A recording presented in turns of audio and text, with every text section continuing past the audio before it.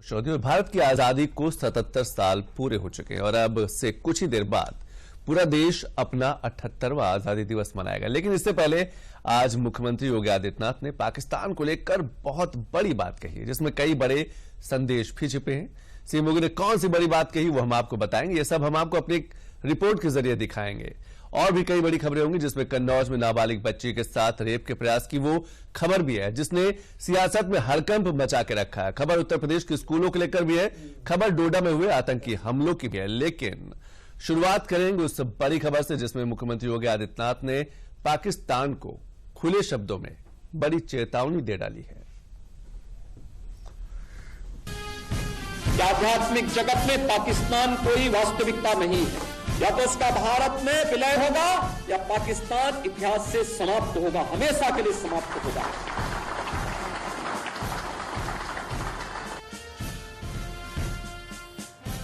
CM योगी के इस बयान के पीछे विभाजन की विभीषिका की वो दास्तां है जिसने लाखों लोगों की जान ले ली और करोड़ों को बेघर कर दिया।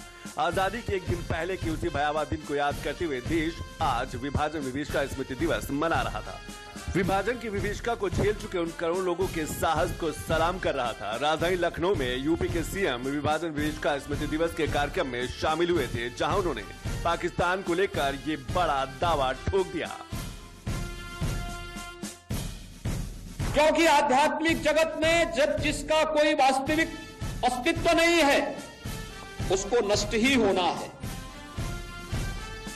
और उसकी नष्टता, उसके नश्वरता को हमें संदेह की निगाहों से नहीं देखना चाहिए।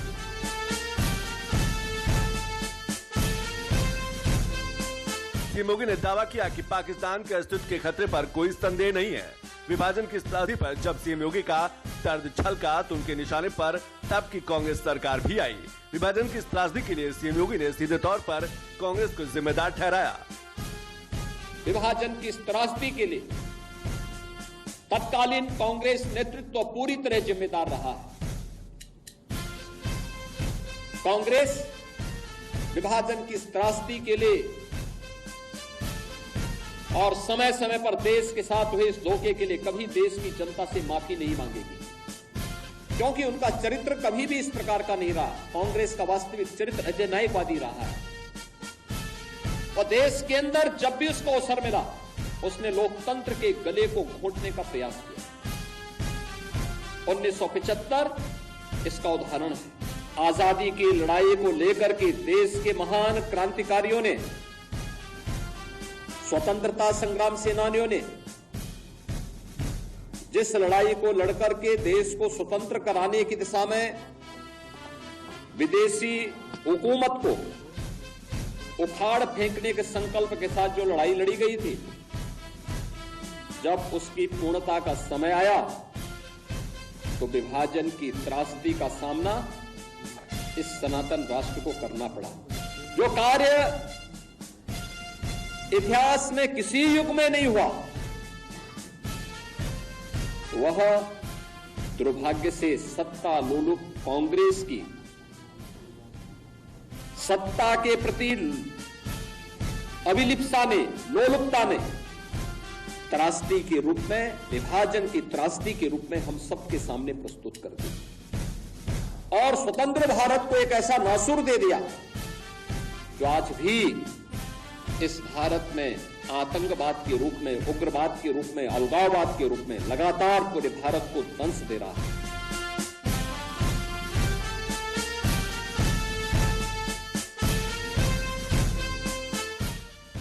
हिंदुस्तान के लिए विभाजन को सीएम योगी ने वो नासूर बताया जिसका परिणाम देश आतंकवाद के दंश के रूप में झेल रहा है। यही नहीं, सीएम योगी ने बंटवारे की उस विभीषिका को आज बांग्लादेश में हो रहे हिंसा से जोड़ा। सीएम योगी ने इतिहास की घटनाओं का हवाला देते हुए ये भी सवाल किया कि आखिर कब हम इतिहास की इन गलतियों से सबक सीखेंगे। जो 1947 में हुआ था वही तो पाकिस्तान में आज भी हो रहा है। वही तो पूर्वी पाकिस्तान कहा जाने वाला आज का बांग्लादेश में वही तो हो रहा है। उस समय 10 लाख हिंदू एक साथ काटे गए थे, हिंदू सिख सभी थे, एक साथ काटे गए थे। और आज भी वही आगजनी, वही तोड़फोड़, वही लूटपाट, बहन और बेटियों के साथ वही अत्याचार, उसी प्रकार की त्रासदी का दृश्य आज भी हम सबके सामने है। और इस सब के बावजूद इस प्रकार के कार्यक्रमों को केवल एक औपचारिकता बना करके हम लोग केवल अपनी बात करने तक सीमित हो जाते हैं। आखिर कब इतिहास की इन गलतियों से हम सबक सीखें? सीएम योगी ने बांग्लादेश और पाकिस्तान के पीड़ित हिंदुओं का अभिनंदन भी किया। साथ ही दुनिया में हो रही इस मजहबी उन्माद से देश और दुनिया को बचाने की अपील की। एक सप्ताह पहले बांग्लादेश के हिंदुओं के उस प्रदर्शन को देखा होगा जो चटगांव में वहां के हिंदुओं ने किया था। लाखों हिंदू जुट करके वहां पर अपनी बातों के लिए दुनिया के सामने गुहार लगा रहे थे। मैं धन्यवाद दूंगा, मैं अभिनंदन करूंगा उन हिंदुओं का जिन्होंने इतना साहस किया है कि पाकिस्तान के अंदर रहकर, बांग्लादेश के अंदर रह करके भी उन नरपिशाचों के सामने उन्होंने अपनी प्रवाह के बगैर अपनी वर्तमान और भावी पीढ़ी को बचाने के लिए सड़कों पर उतर करके दुनिया को उसका वास्तविक चेहरा दिखाया है। और मैं आप सबसे यही कहूंगा कि हमें इस मजहबी उन्माद से देश को भी और दुनिया को भी बचाने के लिए आह्वान करना होगा। और मुझे लगता है कि मजहबी उन्माद एकता के माध्यम से ही परास्त होगा।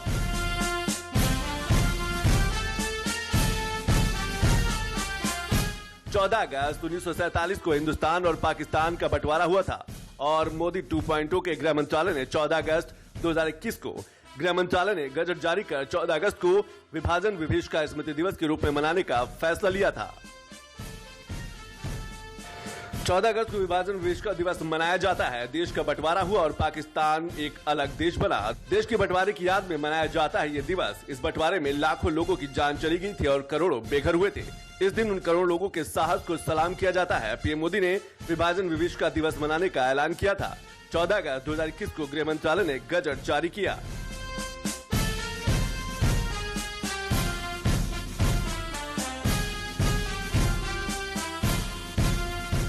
साल 2021 के बाद हिंदुस्तान में हर साल 14 अगस्त को विभाजन विभीषिका स्मृति दिवस मनाया जाता है। विभीषिका स्मृति दिवस पर पीएम मोदी ने ट्वीट कर विभाजन प्रभावित हुए लोगों को याद किया। पीएम मोदी ने ट्वीट पर लिखा कि विभाजन विभीषिका स्मृति दिवस पर हम उन अनगिनत लोगों को याद करते हैं जो विभाजन की भयावता से प्रभावित हुए और उन्हें बहुत तकलीफ हुई। ये उनके साहस को श्रद्धांजलि देने का भी दिन है जो मानवीय लचीलेपन की शक्ति को दर्शाता है। पीएम मोदी के अलावा गृह मंत्री अमित शाह, स्वास्थ्य मंत्री जेपी नड्डा और रक्षा मंत्री राजनाथ सिंह समेत बीजेपी के कई नेताओं ने उन करोड़ों लोगों को श्रद्धांजलि दी जो इतिहास के इस काले दिन या तो बेघर हो गए या अपनी जान गंवा दी।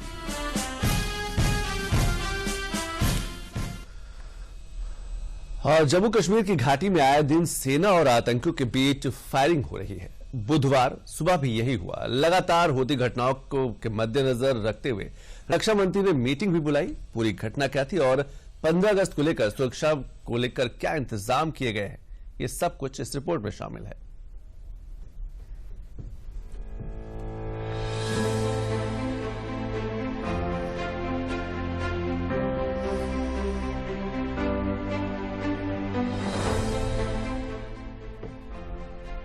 बुधवार की सुबह एक बार फिर कश्मीर की घाटी गोली की आवाज से गूंज उठी। कश्मीर की घाटी में अपनी अंतिम सांस गिन रहे आतंकियों की नापाक साजिशों का मुंहतोड़ जवाब भारतीय जांबाज लगातार दे रहे हैं। जम्मू कश्मीर के डोडा जिले में बुधवार को आतंकियों के साथ मुठभेड़ में भारतीय सेना के एक कैप्टन शहीद हो गए, जबकि एक दहशतगर्द को ढेर कर दिया गया। मिल रही जानकारी के मुताबिक मुठभेड़ में एक आतंकी के ढेर होने की आशंका है। डोडा में शहीद होने वाले कैप्टन 48 राष्ट्रीय राइफल्स से थे। व्हाइट नाइट कॉर्प्स ने बताया है कि भारी गोलीबारी के बीच आतंकियों की तलाश जारी है। बुधवार को डोडा में सुरक्षा बलों और आतंकियों के बीच मुठभेड़ शुरू हुई। इसमें एक आर्मी कैप्टन शहीद हो गए। इस एनकाउंटर में एक आतंकी के भी मारे जाने की खबर है।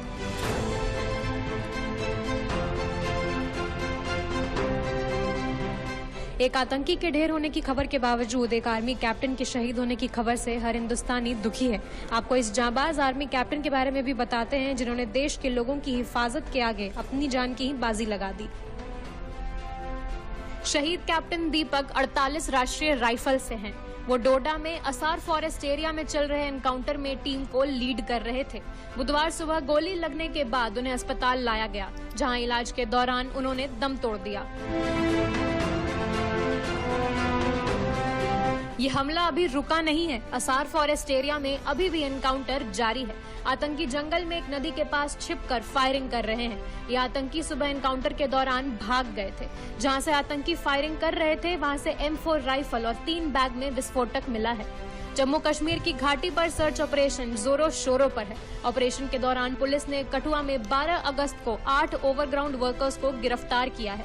जैश आतंकी मॉड्यूल के इन वर्कर्स ने 26 जून को डोडा में मारे गए 3 आतंकियों की मदद की थी। ओवरग्राउंड वर्कर्स ने आतंकियों को बॉर्डर पार कराया, डोडा के जंगल और पहाड़ियों तक पहुंचाने में मदद की, उन्हें खाना पानी भी दिया। आतंकियों और ओवरग्राउंड वर्कर्स मिलकर इन हमलों को अंजाम दे रहे हैं। अगर बीते 4 महीनों के दौरान आतंकी हमलों पर गौर करें तो जो आंकड़े सामने आ रहे हैं वो हर हिंदुस्तानी को आक्रोश से भर देंगे। अप्रैल 2024 में 15 आतंकी घटनाएं हुई, जिनमें 4 आतंकी मारे गए। मई में आतंकी घटनाओं का आंकड़ा 20 पहुंच गया। हमलों में 1 जवान शहीद हुआ, वहीं 5 आतंकी मारे गए। इसी तरह जून में 21 हमले हुए, जिनमें 1 जवान शहीद हुआ, वहीं 11 आतंकी मारे गए। वहीं जुलाई में फिर से आतंकी घटनाओं का आंकड़ा 20 पहुंच गया। हमलों में 15 जवान शहीद हुए, वहीं 13 आतंकी भी मारे गए। इन हमलों के आंकड़ों को देखते हुए 15 अगस्त यानी स्वतंत्रता दिवस से पहले जम्मू कश्मीर में सुरक्षा बलों को हाई अलर्ट पर रखा गया है। जम्मू में 3000 से ज्यादा सेना के जवान और 2000 BSF जवान तैनात किए गए हैं। वहीं आतंकवाद से निपटने के लिए असम राइफल्स के करीब 1500 से 2000 जवान भी तैनात किए जा रहे हैं। इसके अलावा जम्मू कश्मीर में बढ़ती आतंकी घटनाओं को मद्देनजर रखते हुए दिल्ली से लेकर जम्मू तक मीटिंग का दौर जारी है। बुधवार को दिल्ली के साउथ ब्लॉक में रक्षा मंत्री ने इमरजेंसी मीटिंग भी बुलाई। इस मीटिंग में NSA Ajit Doval, army chief general Upendra Dwivedi और बाकी सुरक्षा एजेंसियों के चीफ भी शामिल हुए। 15 अगस्त का दिन पूरे हिंदुस्तान के लिए बड़ा दिन होता है। ऐसे में हमले की आशंका और भी बढ़ जाती है। इस वजह से जम्मू कश्मीर के पहाड़ हो या फिर देश की राजधानी दिल्ली, भारतीय सेना कड़ी सुरक्षा में लगी हुई है। और अगली खबर ऐसी है जिसने फिलहाल यूपी की सियासत का रुख अपनी तरफ मोड़े हुए है। हम बात कर रहे हैं कन्नौज की, जहां से सपा अध्यक्ष अखिलेश यादव सांसद है और इन्हीं की पार्टी के एक पूर्व नेता पर नाबालिग बच्ची के साथ रेप की कोशिश करने का आरोप लगा है। आज उसी पीड़ित बच्ची की मेडिकल रिपोर्ट भी सामने आ गई है, जिसने एक बड़ा खुलासा किया है, जिसके बाद फिर से सपा सवालों के घेरे में है। वो क्यों, ये रिपोर्ट देखिए।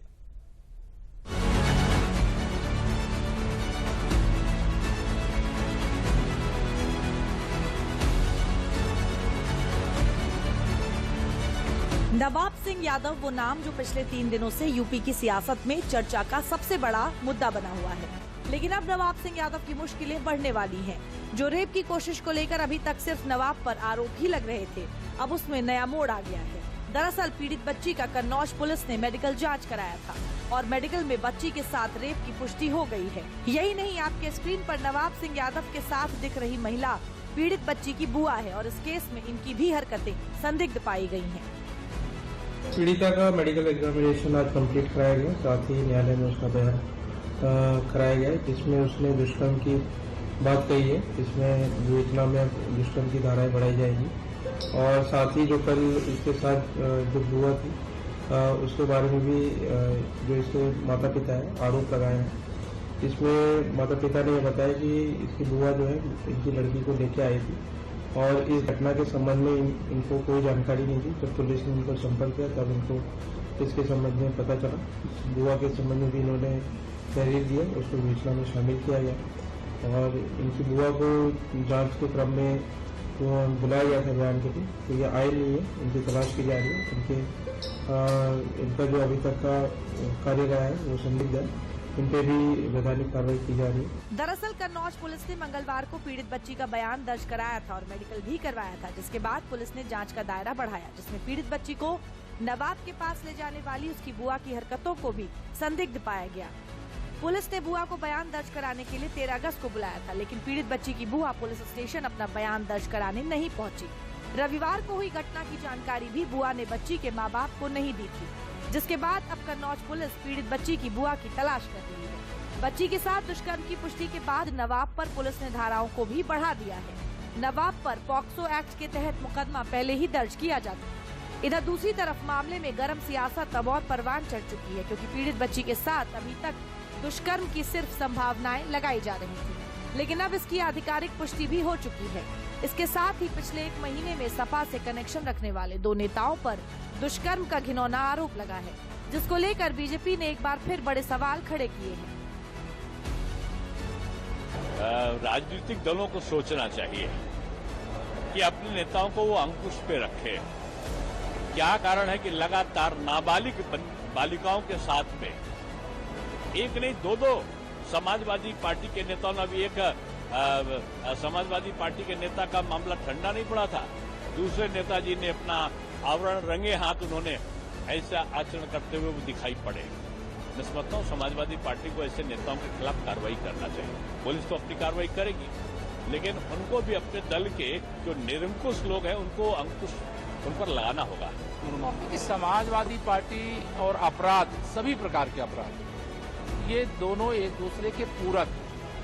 अगर अपराध होगा तो समाजवादी पार्टी का कहीं न कहीं रिश्ता उसमें जरूर निकलेगा।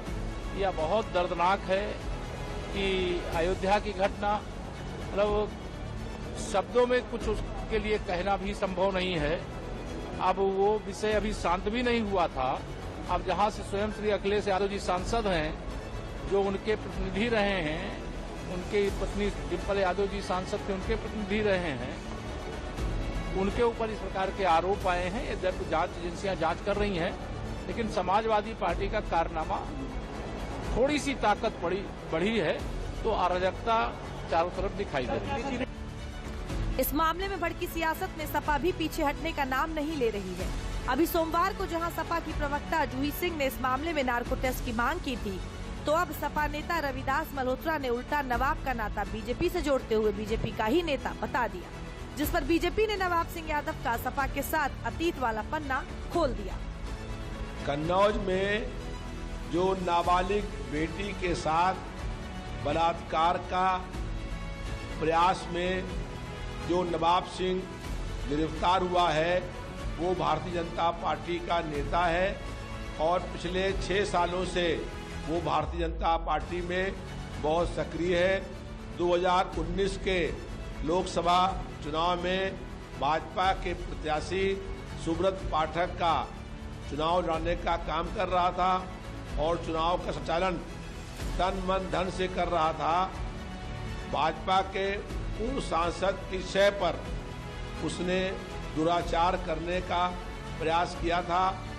अब ये तो सभी लोग जानते हैं, इसमें कोई 2 राय नहीं है कि उनके पार्टी के पदाधिकारी भी थे, एक सांसद के समाजवादी पार्टी के वो प्रतिनिधि रहे हैं और अभी भी उनके माताजी का जब निधन हुआ है तो समाजवादी पार्टी के जो अधिकृत जो उनका ट्विटर चैनल है उसने शोक संदेश दिया है अभी मुश्किल से 10-15 दिन 20 दिन पहले।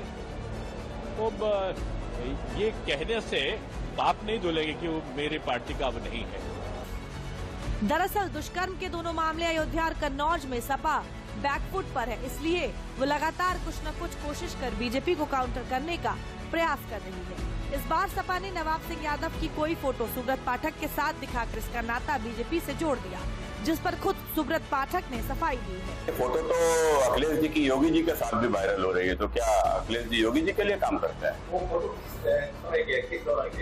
ये फोटो एक शिवपाल सिंह जी यादव हैं और जो कि नगर पालिका के कर्मचारी भी रहे हैं और वो उनके बेटे की गमी हुई थी और वो नगर पालिका में चूंकि मेरी माताजी अध्यक्ष रही थी तो इसलिए मैं कच्ची में उनका जवान बेटा मरा था तो मैं वहाँ पर गया था, तो वहीं पर शायद यह भी थे। इसमें मेरे साथ में फोटो आई है।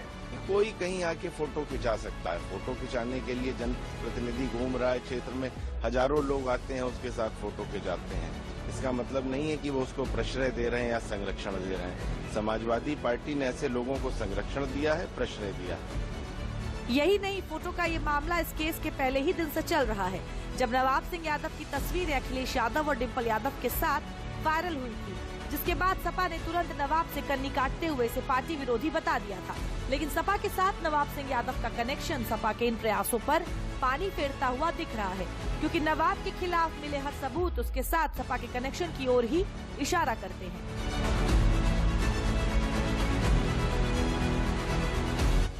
नवाब सिंह यादव के कॉलेज में अखिलेश यादव के नाम का शिलापट है।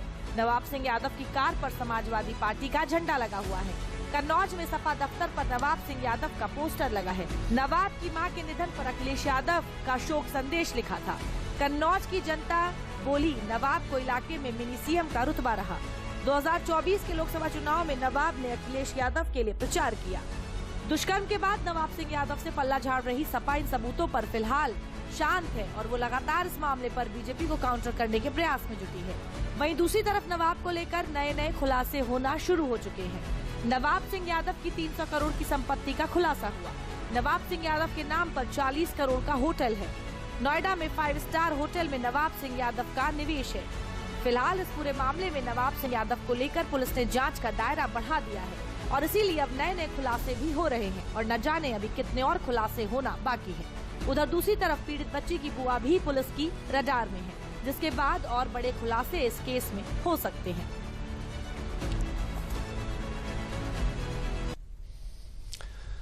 और अगली खबर ऐसी है कि जिसको सुनकर बच्चे तो गदगद हो जाएंगे, तो वहीं टीचर्स के लिए ये खबर सावधान करने वाली भी है। दरअसल उत्तर प्रदेश में अब पढ़ाई कर रहे बच्चों को सजा देने के नियमों को योगी सरकार कड़ाई से लागू करने की तैयारी कर रही है। क्या है पूरा मामला और सजा के क्या है नए नियम, इस रिपोर्ट में है।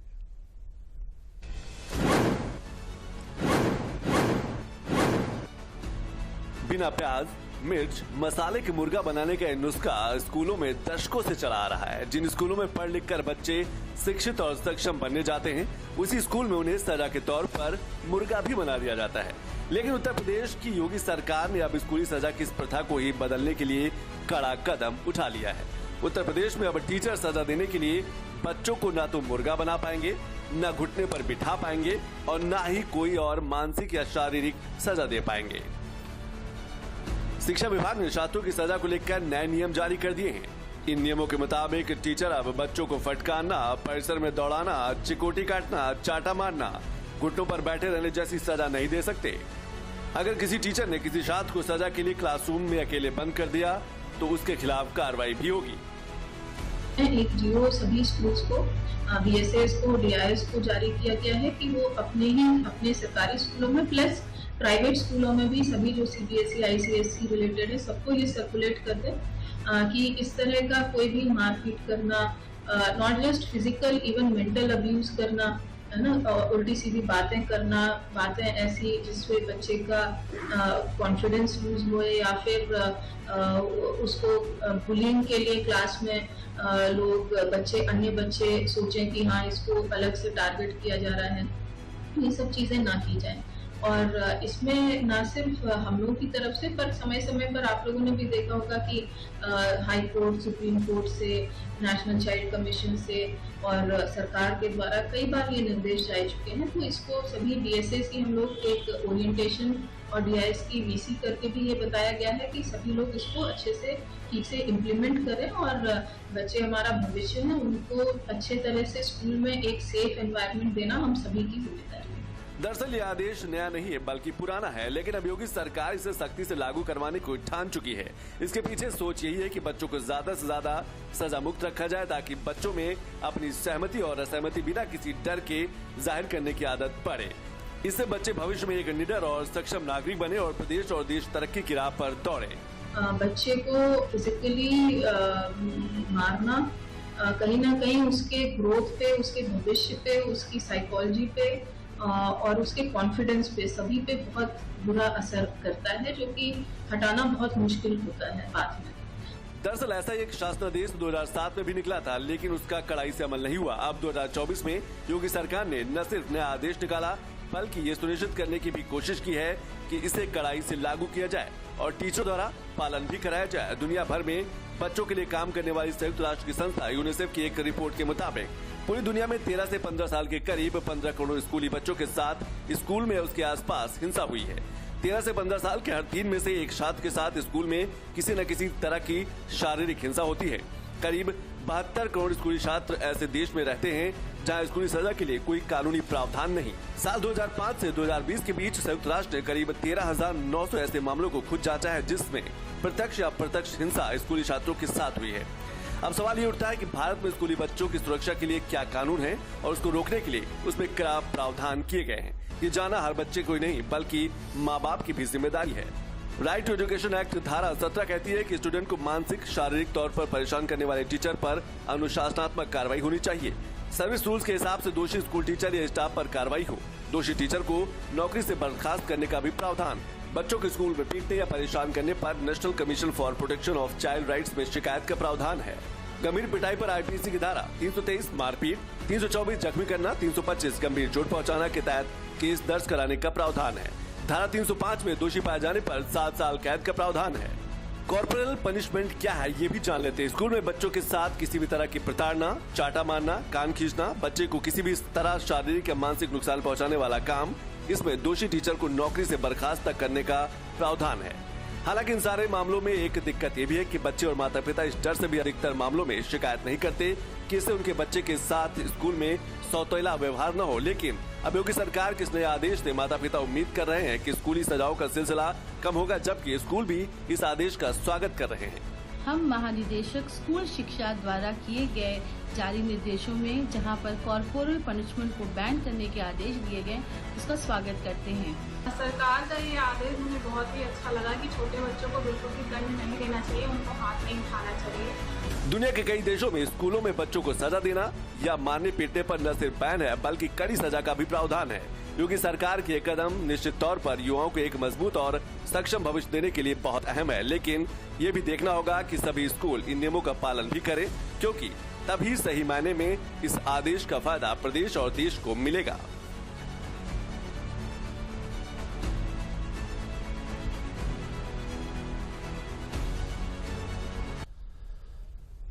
और अगली खबर सुल्तानपुर से है, जहां मुख्यमंत्री सामूहिक विवाह योजना के माध्यम से सरकारी पैसे को ऐंठने का ऐसा खाका तैयार किया गया है जिसके बाद हर तरफ हड़कंप मच गया है।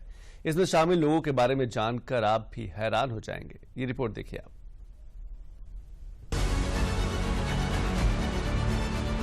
शादी के नाम पर हो रहा धोखा, विवाह के नाम पर लोग कर रहे हैं छलावा, सरकारी पैसों को लूटने की बड़ी साजिश का पर्दाफाश। हमारे समाज में शादी का महत्व कितना है ये बताने की शायद हमें जरूरत नहीं है।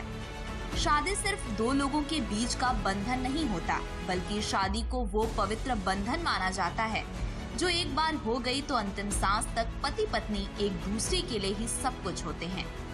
लेकिन शादी के इस पवित्र बंधन की मर्यादा को यूपी के सुल्तानपुर में तार तार करने की कोशिश की गई है, वो भी महज चंद पैसों के लिए। यूपी के सुल्तानपुर में सामूहिक विवाह योजना में फर्जीवाड़ा सामने आया है। इसमें कई ऐसी महिलाओं की शादी करा दी गई जो पहले से विवाहित थीं। जिन महिलाओं की दोबारा शादी करा दी गई उनके पहले से ही बच्चे भी थे। सुल्तानपुर में एक दो नहीं बल्कि झूठी शादी के पूरे 34 मामले सामने आए हैं। 11 और 12 जुलाई को ये सभी झूठी शादियां कराई गई थीं। फर्जीवाड़े के ये सभी मामले जिले के बल्दी राय और कुड़वार ब्लॉक से जुड़े हैं। ये काम सामूहिक विवाह के लिए आने वाले सरकारी पैसे को हड़पने के लिए किया गया। मामले में हैरानी की बातें ये हैं कि इस फर्जीवाड़े में उन महिलाओं की भी शादी कराई गई जो 2-2 बच्चों की मां हैं और उन्हें मुख्यमंत्री सामूहिक विवाह योजना का लाभ दिया गया। इस मामले के सामने आने के बाद सुल्तानपुर में स्थानीय से लेकर जिला प्रशासन तक हड़कंप मच गया। कई गांव से लेकर ब्लॉक और जिले तक के अधिकारियों पर सुल्तानपुर की डीएम ने तुरंत एक्शन भी ले लिया, क्योंकि इस मामले में खबरों के मुताबिक स्थानीय अधिकारी संलिप्त पाए गए। सेक्रेटरी और समाज कल्याण एडीओ को सस्पेंड कर दिया गया। मामले की जांच के लिए 3 अधिकारियों का पैनल बैठाया गया। कुड़वार खंड विकास अधिकारी नीलिमा गुप्ता को जांच अधिकारी बनाया गया है। जांच की टीम ने बीते दिन कुछ महिलाओं के बयान भी लिए थे, जिसके बाद गांव में हड़कंप मच गया। लोग घरों में ताला बंद कर मौके से गायब हो गए। वहीं दूसरी तरफ इस मामले में जिला समाज कल्याण का हाथ पाए जाने के बाद वहां के दूसरे अधिकारियों पर भी प्रशासन ने शिकंजा कस दिया है। लिहाजा सभी अधिकारी इस समय चौकन्ना हो गए हैं। जब इसको लेकर जिला समाज कल्याण के अधिकारियों से सवाल पूछा गया तो सुनिए उन्होंने क्या कहा। जो सामूहिक विवाह का शासनादेश है, इसमें सत्यापन का जो दायित्व है वो ब्लॉक लेवल से होता है। जो ब्लॉक के फील्ड स्तर कर्मचारी होते हैं, पंचायत सचिव होते हैं, सत्यापन कराया जाता है, पात्रता का सत्यापन। उसके बाद ब्लॉक लेवल पे समाज कल्याण सत्यापन के बाद वेरीफाई किया जाता है, हाँ ये व्यक्ति पात्र है। उसी के ब्लॉक लॉगिंग से ही जनरेट होता है कि शादी किस डेट पे होगी, कहाँ पर। जब मीटिंग आता तो हमारा लेसन पे आता है फाइनल अप्रूवल के लिए किसको अप्रूव किया सारा सत्यापन से लेके सारे चीज आता है। हमारा काम यह है कि जिला स्तरीय समिति से अनुमोदन कराकर लाभार्थी का। अब चलिए आपको सरकारी पैसे को हड़पने का ये पूरा मामला बताते हैं, जिसका खुलासा आप खुद बल्दी राय ब्लॉक के मोहली गांव के लोगों ने किया है। जब जांच करने गई टीम ने वहां के लोगों से पूछताछ किया तो हैरान करने वाला है। इसके बारे में आपको जान के हैरानी तब और होगी जब इस मामले के पीछे किसका हाथ ये आपको पता चलेगा। बताया जा रहा है कि सामूहिक विवाह योजना में फ्रॉड करने में एक महिला शामिल थी। महिला का नाम कंचन है, जो फ्रॉड में ब्रोकर का काम करती थी। फर्जी शादी के लिए महिलाओं को तैयार करती और मंडप में बैठाती। कंचन रकम और सामान मिलने के बाद गायब हो जाती। इस मामले में कई बड़े सवाल खड़े हैं, जिनके जवाब इस कंचन की गिरफ्तारी और मामले में आगे की जांच के बाद ही पता चल पाएगा, क्योंकि अभी तक इसमें ये साफ नहीं हो पाया है कि इसमें कौन कौन लिप्त है। लेकिन उससे पहले ये जानना आपके लिए बेहद जरूरी है कि आखिर ये फ्रॉड होता कैसे था। दरअसल सामूहिक विवाह योजना के तहत यूपी सरकार लाभार्थियों को 51,000 रुपए और गृहस्थी के कई सामान देती है। कंचन लाभार्थियों से 10,000 के घूस को लेकर शादी का करार करती थी। शादी के बाद जब लाभार्थियों के खाते में शादी का पैसा आ जाता था तो उसके बाद कंचन लाभार्थियों से अपना हिस्सा लेकर निकल लेती थी। फर्जीवाड़ा के इस मामले के सामने आने के बाद स्थानीय प्रशासन पर कई बड़े सवाल खड़े हुए हैं, जिस पर जिला प्रशासन ने कार्रवाई भी की है।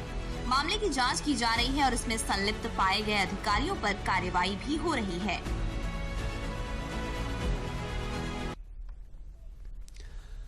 और अगली खबर पश्चिम बंगाल के कोलकाता में हुए रेप मर्डर केस से जुड़ी हुई है। पश्चिम बंगाल में हुए रेप मर्डर केस में ममता सरकार चौतरफा घिरती नजर आ रही है। सरकार पर अस्पताल के लोगों और स्थानीय प्रशासन को बचाने के आरोप सीधे तौर पर लग रहे हैं। इस मामले पर राहुल गांधी ने भी अपनी चुप्पी तोड़ दी है। इधर मामले की जांच अब सीबीआई ने अपने हाथ में ले ली है। रेप मर्डर केस में अब तक क्या खुलासा हुआ है और ममता सरकार पर कौन कौन से आरोप लगे हैं, ये इस रिपोर्ट में है।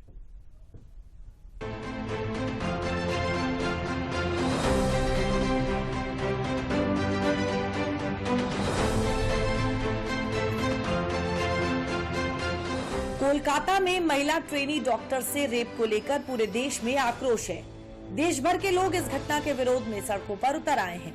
लोग जल्द से जल्द न्याय की मांग पर अड़े हुए हैं और उसी न्याय के लिए अब इस रेप मर्डर मामले में सीबीआई की एंट्री हो गई है। कोलकाता हाईकोर्ट को आदेश के बाद केंद्रीय जांच एजेंसी ने जांच की कमान अपने हाथ में ले ली है। सीबीआई की टीम ने आरोपी संजय रॉय को हिरासत में लेकर अपनी जाँच शुरू भी कर दी है।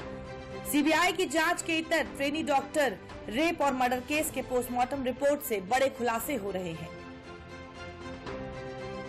पोस्टमार्टम रिपोर्ट में गैंगरेप के सबूत मिलने के दावे हैं।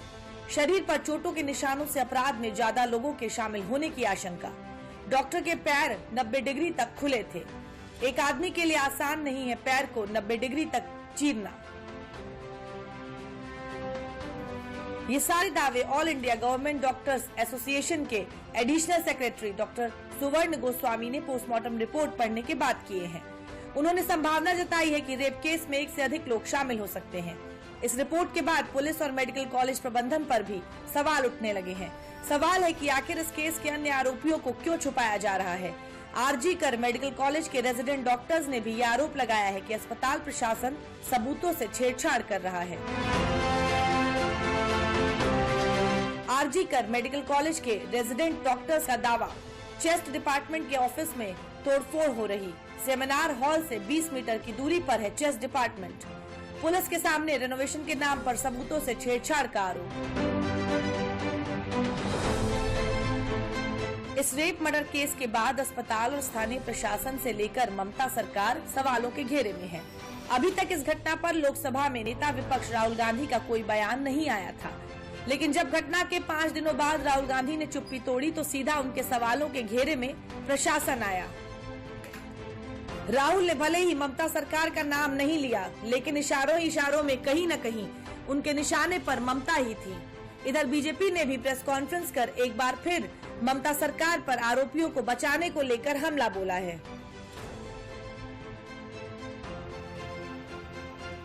ऐसा प्रतीत होता है जजमेंट पढ़ने के बाद, और मीडिया ने जो भूमिका अदा करी है, जो तथ्य सामने रखे हैं कि ममता बनर्जी किसी को बचा रही हैं। ये कौन हैं? ये लोग कौन हैं? ममता बनर्जी को आज जवाब देना होगा। जो पहले 48 घंटे होते हैं ये सबसे महत्वपूर्ण होते हैं एविडेंस कलेक्शन के लिए, फोरेंसिक जांच के लिए। और ममता बनर्जी ने एक बयान दिया जब ये कुकर्म किया गया, जब ये जघन्य अपराध घटित हुआ, उसके एक दिन बाद कहा कि मैं सीबीआई जांच ट्रांसफर कर दूंगी कुछ दिनों के बाद। तो ममता बनर्जी, आपसे यह सवाल है, कुछ दिनों के बाद क्यों?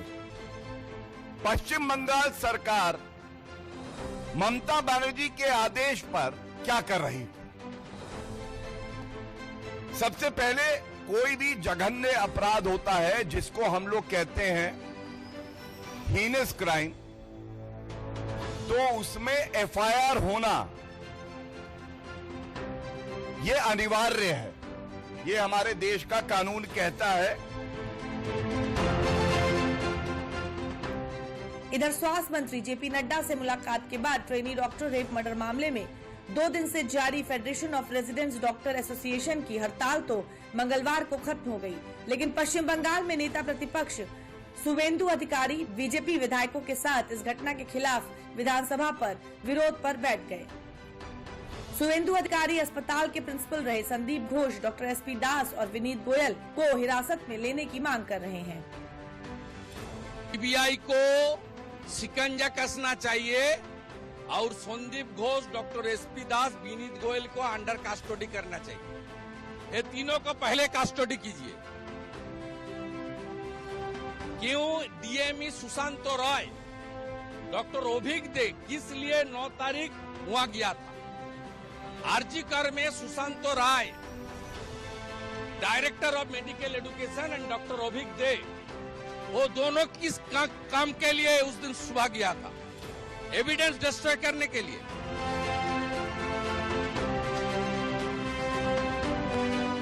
पश्चिम बंगाल में नेता प्रतिपक्ष शुवेंदु अधिकारी सीएम ममता बनर्जी के इस्तीफे की मांग कर रहे हैं। बंगाल से लेकर यूपी होते हुए दिल्ली तक बीजेपी के नेता ममता सरकार के रवैये पर सवाल खड़े कर रहे हैं। बंगाल आज अराजकता का सबसे बड़ा अड्डा बन गया है और ये अराजकता अराजक तत्वों के द्वारा तो हो रही है, लेकिन ये स्पॉन्सर्ड बाय स्टेट गवर्नमेंट। ये राज्य सत्ता के द्वारा प्रायोजित हिंसा है और राज्य सत्ता में तृणमूल के कांग्रेस के कार्यकर्ता खुलेआम महिलाओं का अपमान करते हैं। इंडी अलायंस एक ऐसा गठबंधन है जो केवल भ्रष्टाचारियों को संरक्षित करता है और केवल बलात्कारियों को बचाता है। ये एक महिला विरोधी, समाज विरोधी गठबंधन है। आप देखिए, बंगाल में तो महिला मुख्यमंत्री होने के बावजूद संदेश खाली में माताओं और बहनों को टीएमसी के नेता टीएमसी के ही ऑफिस में बेआबरू कर रहे थे। कलकत्ता में एक महिला डॉक्टर के साथ जिस तरह का दुष्कर्म हुआ है और जिस तरह की डिटेल्स आ रही हैं, रूह कांपती है उन सब डिटेल्स को पढ़कर।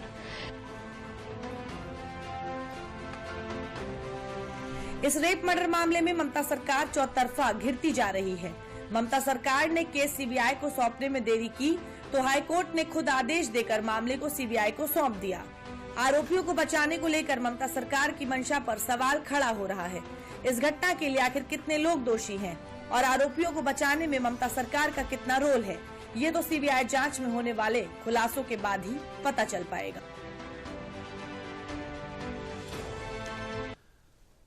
और देश भर में 15 अगस्त को लेकर तैयारियां की जा रही हैं। सुरक्षा को और भी मजबूत किया जा रहा है, लेकिन इस साल कुछ खास भी होने वाला है। इस साल सुरक्षा के लिए पुलिस फोर्स नहीं करेगी, फोर्स के साथ सुरक्षा के इंतजाम में और क्या कुछ जुड़ने वाला है, इस रिपोर्ट में देखिए आप।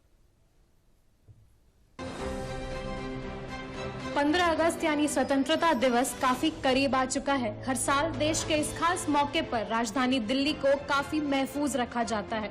कुछ दिनों पहले से ही सुरक्षा की तैयारियां शुरू हो जाती हैं और जैसे जैसे ये बड़ा दिन नजदीक आता है वैसे वैसे सभी चौक चौराहों पर पुलिस अलर्ट मोड में रहती है। हर साल की तरह इस साल भी इसे पूरे तरह से सुरक्षित रखने की तैयारियां शुरू हो चुकी हैं। तैयारियां तो हर साल होती हैं, मगर इस बार इस तैयारी में आर्टिफिशियल इंटेलिजेंस का बड़ा हाथ है। इस बार सुरक्षा और एआई मिलकर राजधानी को बचाए रखेंगे। दरअसल लाल किले की सुरक्षा में एआई की मदद ली जा रही है। सुरक्षा के पुख्ता इंतजाम में क्या कुछ हो रहा है, ये जानिए। स्नाइपर एआई से updated artificial recognition system CCTV कैमरे चारों तरफ फिट किए गए हैं। इजरायली सॉफ्टवेयर वाले इन कैमरों के साथ पुलिस और सुरक्षा एजेंसियों का एक डेटाबेस अटैच है, जिसका एक्सेस लाल किले पर सिक्योरिटी कंट्रोल रूम और दूसरी सुरक्षा एजेंसियों के पास रहेगा। कोई संदिग्ध कैप्चर हुआ तो तुरंत सिग्नल अलर्ट कर देगा। लाल किले को भी फिलहाल बंद कर दिया गया है। अब ये पर्यटकों के लिए 17 अगस्त को खुलेगा। लाल किले में लगे सुरक्षा कर्मियों की संख्या में भी इजाफा किया जा रहा है। इसके अलावा लाल किले पर एंट्री ड्रोन डिटेक्शन सिस्टम की तैनाती की जा रही है। इस सिस्टम की खासियत ये है कि इसका रेडार ड्रोन या बाकी उड़ते ऑब्जेक्ट को ढूंढकर जाम कर देता है। इसकी रेंज भी करीब 5 किलोमीटर के दायरे की है, यानी लाल किले के 5 किलोमीटर तक के दायरे में कोई भी चीज उड़ नहीं पाएगी। इसके साथ ही पुलिस भी अलर्ट मोड पर है। किसी भी खतरे को मद्देनजर रखते हुए दिल्ली पुलिस ने आसमान में paraglider, paramotors, hang glider, UAV, UAS, micro light aircraft, hot air balloon, para jumping और ड्रोन पर रोक लगा दिया है। ये रोक 2 अगस्त से ही लगा दिया गया था और 16 अगस्त तक जारी रहेगा और अगर किसी ने भी इसे ना माना तो उस पर कड़ी कार्रवाई भी की जाएगी। सुरक्षा के इंतजाम जम्मू कश्मीर में भी बढ़ा दिए गए हैं। पिछले कुछ महीनों से घाटियों में लगातार आतंकी हमले हो रहे हैं। फायरिंग की गूंज से घाटी दहल जा रही है। ऐसे में राजधानी के साथ साथ जम्मू कश्मीर को भी सुरक्षित रखा जा रहा है। सभी इंतजाम पुख्ता किए जा रहे हैं ताकि कोई परिंदा भी पर न मार सके।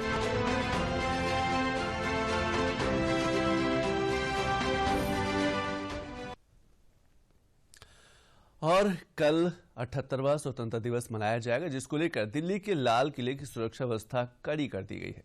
आपको बता दें कि स्वतंत्रता दिवस से पहले दिल्ली में वीडियो सीसीटीवी कंट्रोल रूम के जरिए वहां के सुरक्षा व्यवस्था की देखरेख लगातार की जा रही है। आप ये तस्वीर देख सकते हैं कि किस तरीके से वहां पर सुरक्षा व्यवस्था को लेकर स्वतंत्रता दिवस से पहले लाल किले की सुरक्षा को लेकर ये काफी बंदोबस्त किए गए हैं। सुरक्षा व्यवस्था को चाक चौबंद किया गया है और इस बार एआई का प्रयोग ज्यादातर से कहा जा सकता है। सुरक्षा को लेकर आर्टिफिशियल इंटेलिजेंस का प्रयोग जो है सीसीटीवी कैमरों के साथ साथ पुलिस के साथ साथ सुरक्षा बलों के साथ साथ एआई का बड़ा इस्तेमाल इस बार के 15 अगस्त में इस बार की सुरक्षा व्यवस्था में किया गया है। और बात करते हैं अगली खबर की। स्वतंत्रता दिवस के अवसर पर भारतीय जनता पार्टी द्वारा चलाए जा रहे अभियान हर घर तिरंगा को शुरू किया गया है, जिसे लेकर देश भर में जगह जगह कहीं तिरंगा यात्रा तो कहीं लोगों द्वारा अपने आवाज पर तिरंगा फहराया जा रहा है। इसी बीच भाजपा के दिग्गज नेताओं ने भी इस अभियान में हिस्सा लेकर तिरंगा फहराया और तिरंगा यात्रा में अपना योगदान भी दिया है। ये कुछ तस्वीरें आप देख सकते हैं कि किस तरीके से अलग अलग देश के अलग अलग जगहों पर अलग अलग जिलों में अलग अलग जगहों पर तिरंगा यात्रा निकाली जा रही है। हर घर तिरंगा अभियान मनाया जा रहा है। लेकिन 15 अगस्त को लेकर लखनऊ में भी बेहद कुछ खास होने वाला। कल 9:15 पर सभी जो रेड लाइटें हैं वो रेड कर दी जाएंगी, लाल कर दी जाएंगी, सबको रोक दिया जाएगा और 52 सेकंड को लेकर विधानसभा से कुछ तस्वीरें सीधा प्रसारण सभी को दिखाया जाएगा। तो ये पहली बार उत्तर प्रदेश की राजधानी लखनऊ में किया जा रहा है 15 अगस्त को लेकर। तो न्यूज 360 में इन्हीं खबरों के साथ आज अभी बस इतना ही। नमस्कार।